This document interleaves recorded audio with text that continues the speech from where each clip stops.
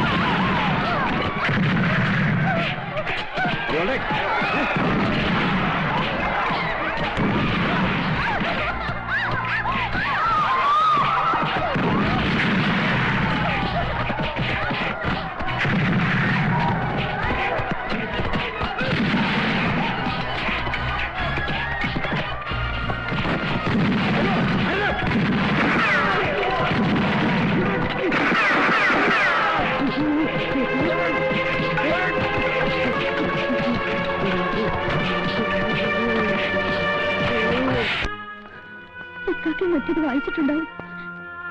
ഞാൻ ഇനി എങ്ങനെ അവരുടെ മുഖത്ത് നോക്കും?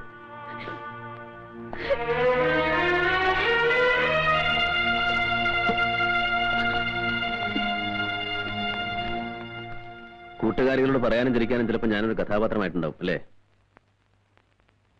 മറ്റാരെങ്കിലും ആയിരുന്നെങ്കിൽ കലാലയത്തിന്റെ 4 ചുവരുകൾക്കുള്ളിൽ ഒതുങ്ങിയനെ. മുംതാസിന് അറിയാമല്ലോ, നാട് ഭരിക്കുന്ന മന്ത്രിയുടെ സഹോദരിയാണ്. ശ്രദ്ധിക്കാൻ പലരും ഉണ്ടാവും. ഇങ്ങനെയൊക്കെ സംഭവിക്കാൻ ഞാനൊരു നിമിത്തമായെങ്കിൽ sorry.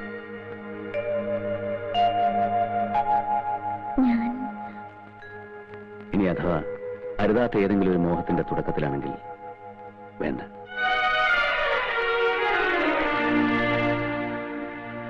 Wish you speedy recovery. ശരി, അതെ.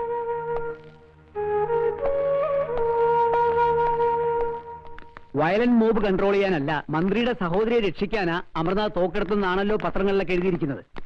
പറഞ്ഞിട്ട് കാര്യമില്ല, സംഭവം നേരിൽ കണ്ട ആർക്കും അങ്ങനെ തോന്നും.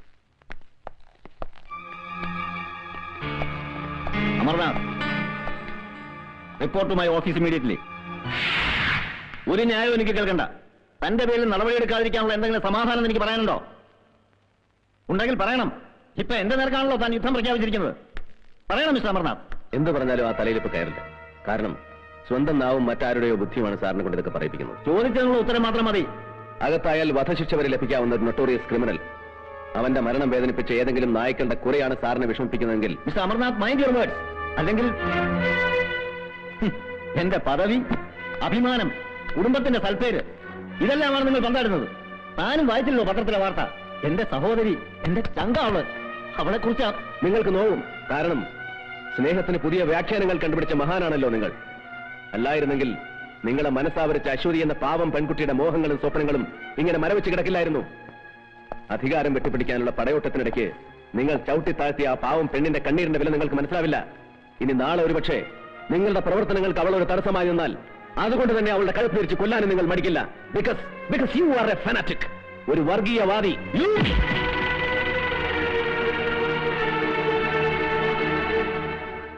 അടിച്ചാൽ തിരിച്ചടിക്കില്ല എന്ന് കരുതിയിട്ടാണെങ്കിൽ വേണ്ട.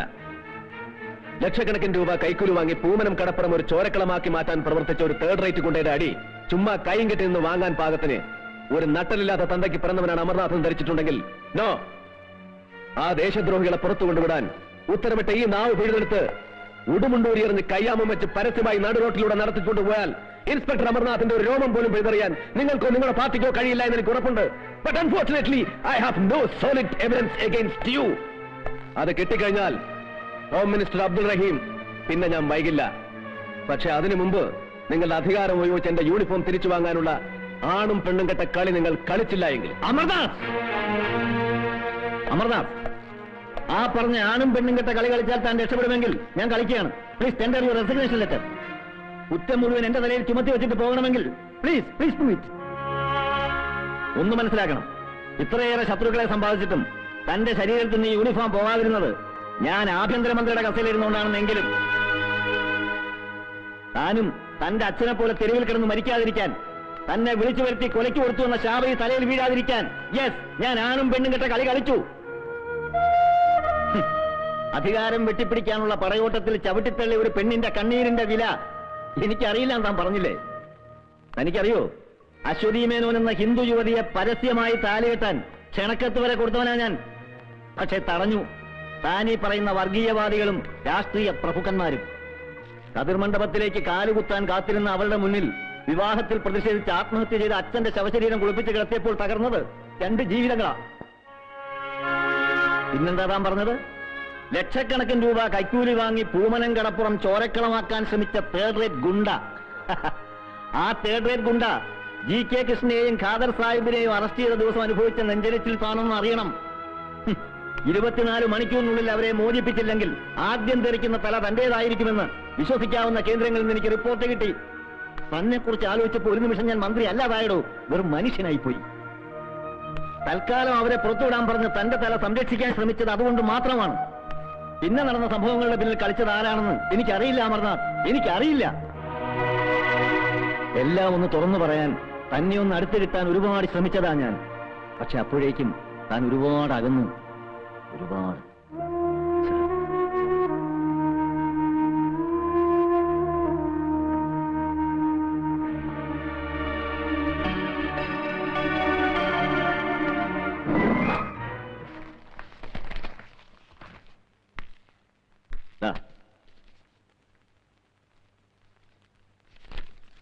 നോക്ക്, വിദേശ ശക്തികളുടെ സഹായത്തോടെ മതമൗലികവാദികളും ഭീകരപ്രവർത്തകരും ഇവിടെ നടത്തുന്ന പ്രവർത്തനങ്ങളെക്കുറിച്ച് ഇന്റലിജൻസ് ബ്യൂറോയും റോയും ഗവൺമെന്റിന് സമർപ്പിച്ച റിപ്പോർട്ടിന്റെ കോപ്പിയാണത്.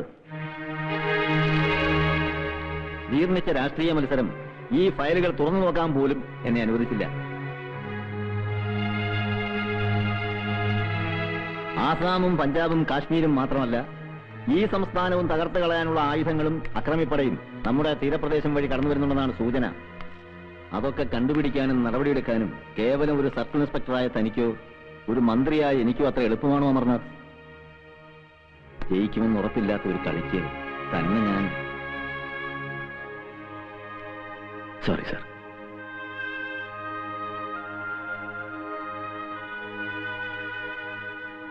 എട്ട് വയസ്സുള്ളപ്പോഴാണ് എനിക്ക് എന്റെ അച്ഛൻ നഷ്ടപ്പെടുന്നത്. ഞാൻ ശരിക്കും കണ്ടിട്ടില്ല, തിരക്കായിരുന്നപ്പോഴും. വാശിയോടെ ഞാൻ ഉറക്കം വിളിച്ച് കാത്തുനിന്നിട്ടുണ്ടെന്ന് കാണാൻ. ഞാൻ തോൽക്കും, അച്ഛനെ തോൽപ്പിക്കും. വീണ്ടും പുലരിന് മുമ്പ് വാശിയോടെ ഞാൻ ഉണരും. അപ്പോഴും ഞാൻ തോൽക്കും. പിന്നെ കിട്ടി എനിക്ക് മാത്രമായിട്ട്, എന്റെ അമ്മയ്ക്ക് മാത്രമായിട്ട് എന്റെ അച്ഛനെ കത്തിക്കരഞ്ഞ വികൃതമായി.